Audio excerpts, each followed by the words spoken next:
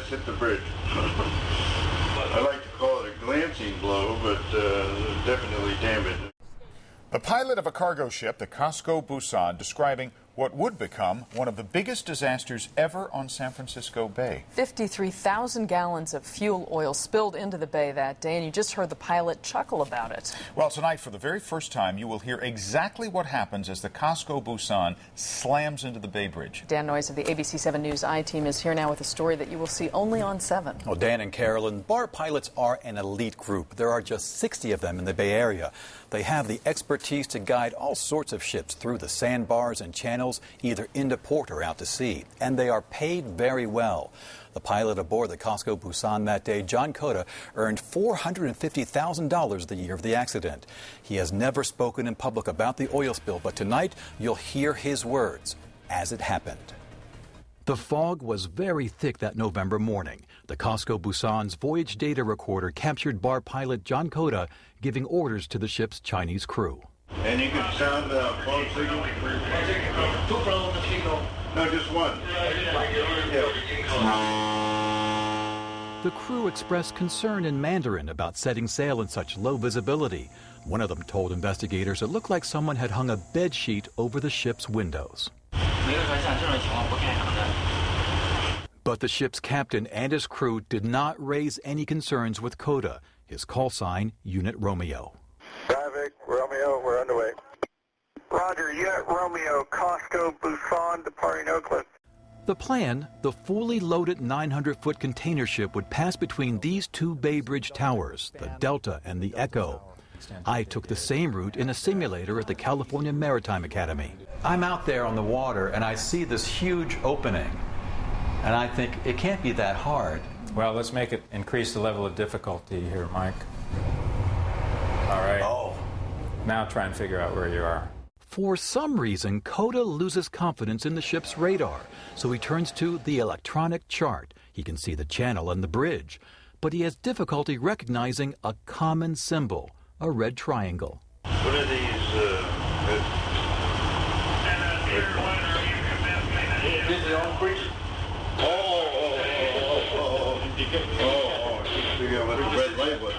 Red triangle. Take a look at the electronic chart. These are images from that day.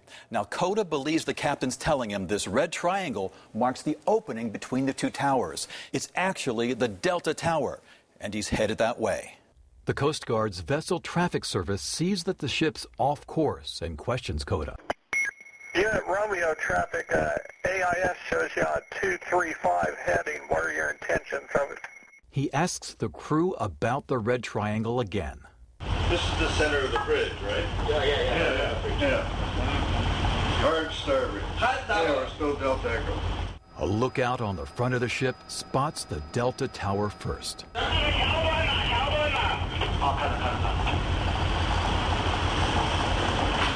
Yeah, see it. Hard port. Cota takes evasive action, but it's too late. The ship slams into the timbers protecting the tower, ripping a gash 220 feet long, 14 feet high, 8 feet deep into the Cosco Busan. Dead slow ahead.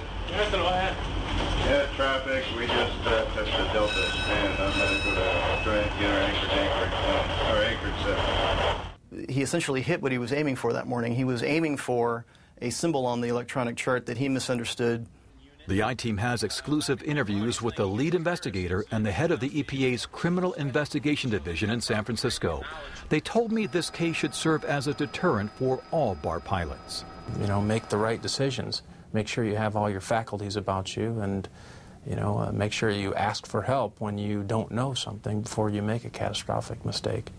There was a miscommunication, and what I thought was the center was the pier. The National Transportation Safety Board found Cota did not disclose to the U.S. Coast Guard all of his medical conditions, and that one probable cause of the accident was the pilot's degraded cognitive performance from his use of impairing prescription medication. Stunned.